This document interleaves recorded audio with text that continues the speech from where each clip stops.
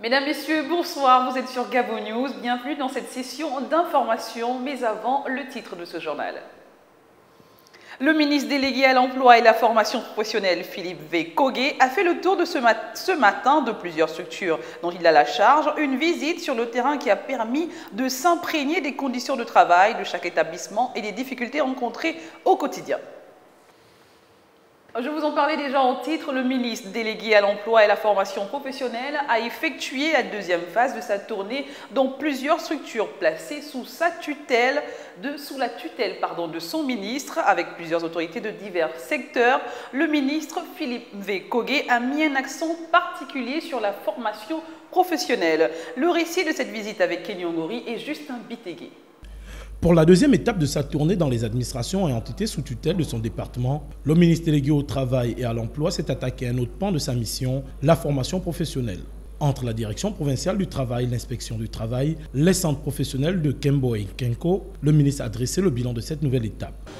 Lorsque nous étions récemment à la Pointe d'Élie pour le séminaire gouvernemental, nous avons bien observé que dans le plan stratégique Gabon émergent, la formation professionnelle est au cœur de ce plan qui est une vision pour le chef de l'État, son Excellence Ali Bongo Ondimba. Alors la formation professionnelle est au cœur du développement.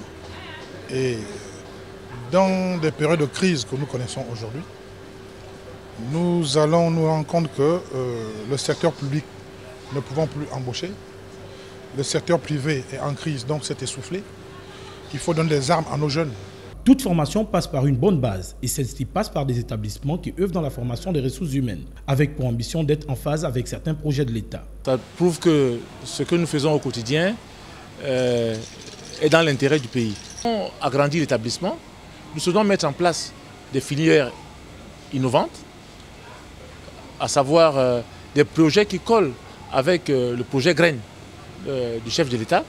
Et dans ce cadre, nous avons souhaité que les autorisations nécessaires nous soient fournies afin que le plus rapidement possible, nous puissions mettre en place ce projet.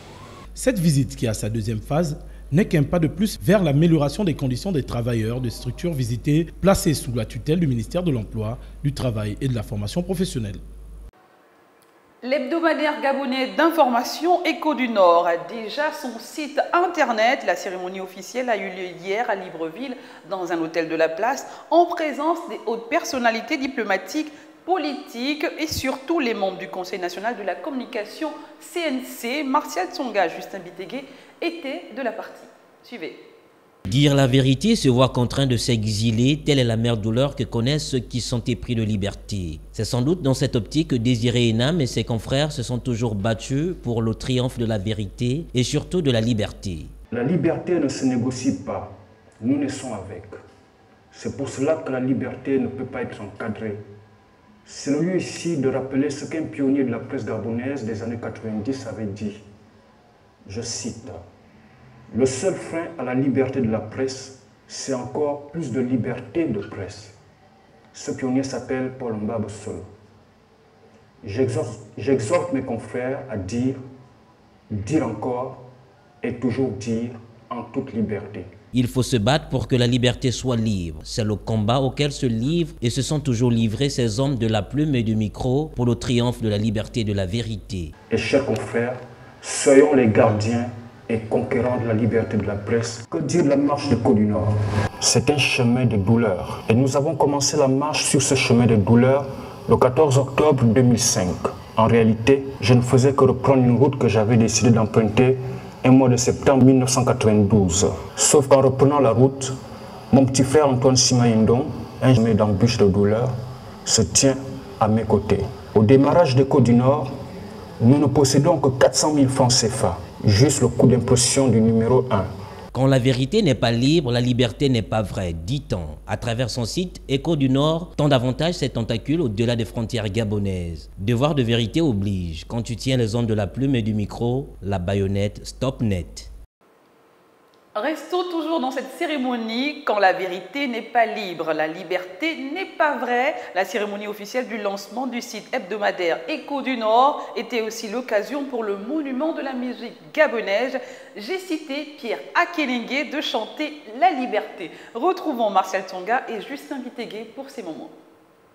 Libéré, libéré.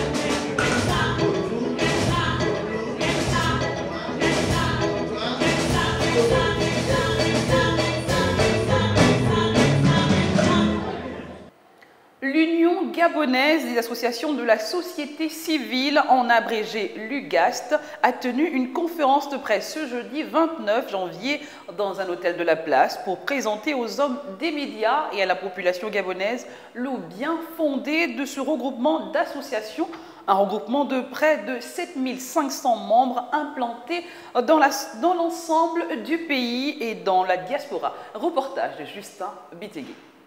L'UGAST, l'œuvre du professeur Koumba Apollinaire, est un réseau qui reprend les trois principaux idéaux d'unité nationale, de développement et de souveraineté, une vision chère au père fondateur du Gabon. Maintenant, toutes ces associations sont regroupées en une association qu'on appelle l'UGASC, c'est-à-dire Union des associations de la société civile gabonaise, dont le but est surtout de faire en sorte que ces différentes associations, nous puissions les aider dans la manifestation de leurs projets. L'UGASC veut désormais être une interface des politiques publiques et compte notamment pérenniser des journées citoyennes initiées par le chef de l'État. C'est un réseau associatif qui aujourd'hui regroupe une trentaine d'associations et ONG et même des entreprises. Donc nous souhaitons aujourd'hui apporter une nouvelle voie pour essayer d'être une interface des politiques publiques. Nous avons mené pas mal d'actions. On vous a parlé tout à l'heure des journées citoyennes prônées par le chef de l'État, son Excellence Ali Bongo Ondimba. Nous avons également, avec l'ONG Gabon Écologie, développé un projet qu'on a appelé le projet Ville propre et verte, qui consistait à descendre dans les quartiers sous-intégrés, essayer d'apporter une philosophie nouvelle dans l'épineux problème de l'insalubrité au Gabon. Il invite donc la jeunesse gabonaise et les dignitaires à prendre le train de l'histoire qui passe devant le Gabon pour apporter son expérience, son savoir-faire et sa compétence. C'est la fin de ce journal. Merci à vous de l'avoir regardé. L'info se poursuit sur www.gabonnews.com. Je vous souhaite à tous une très belle soirée. À demain.